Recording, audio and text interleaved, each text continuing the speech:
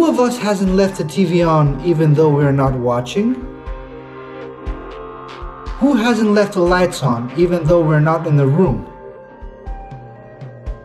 Nowadays, electric power is regarded as a common commodity.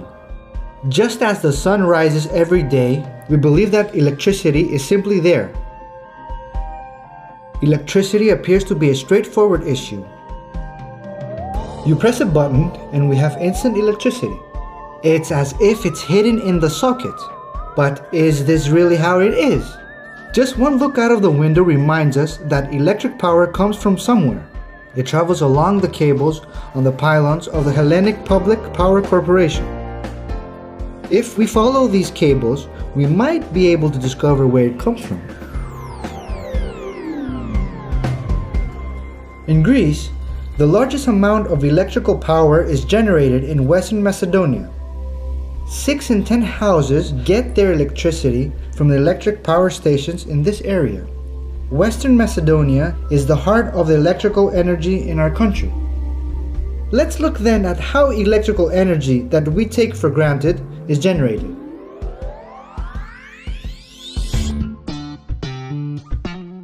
In Western Macedonia, there's a large quantity of coal known as lignite. With the use of large machines, it is mined from the ground.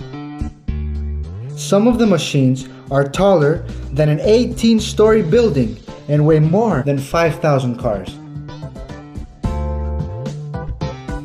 After lignite is mined, it is taken to the electricity generating power plants on conveyor belts.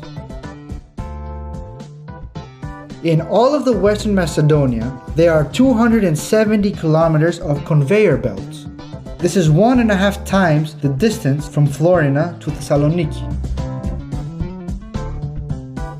When the lignite arrives at the station, the process of energy production begins.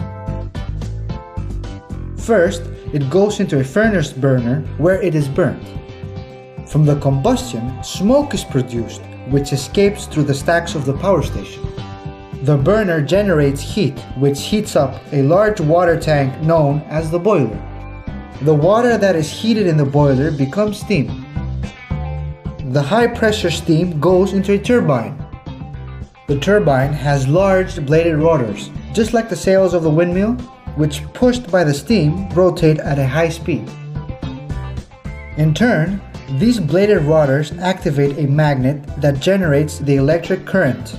This magnet is part of a device known as an electric generator. Lastly, the steam is separated. Some of the steam is distributed to the surrounding cities and villages via a network of pipes to provide heating. This process is known as district heating. The remaining steam cools, condenses into water, and goes back to the boiler for reheating. Steam is used for chilling by spraying the pipes which convey it with water. The water evaporates and is released into the atmosphere through those characteristically large, thick cooling towers that appear to be forming clouds in the sky. Combustion, steam, turbine, electrical generator, electricity. Once electricity is generated in the power plant, it is distributed all over Greece through cables, which are found on the transmission line towers. It is through these that it arrives in our houses. Highly trained personnel are involved at every stage of the process of generating electrical power. When at some point a conveyor belt tears, the welders are called in. They join additional pieces onto the conveyor belt to make it operate again. When a machine breaks down, the electrician fixes it. Thanks to them, the machines in the plant operate like clockwork. The rope access technicians' work is very difficult. They climb the electrical power pylons to fix them. They change the destroyed cables and join the cut ones. They undergo special training in order to climb the pylon safely. Apart from all the highly trained personnel, there are also the machine operators, the excavator drivers, and the technicians. All of those people work hard so that the power plant operates non-stop the whole day. We saw that in order to have electrical power in our homes, hard work is required by both people and machines. However, the generation of electricity also affects the environment. When lignite is mined from the ground, the natural landscape is destroyed. When lignite combusts, the air we breathe is polluted. The towers that transmit electrical powers to our homes are dangerous at close distances.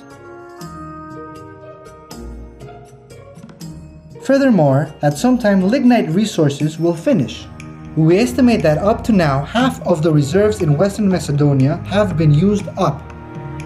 This means that in a few years from now, we will run out of lignite. We have already started using other resources of energy, such as the sun, water, wind, and waves. Definitely, the sun will be around for many years, rising daily without our help. In contrast, electric power generation, as we have seen, is a most demanding process. Each time we press a button, let's not forget the long journey made by electric power to our homes.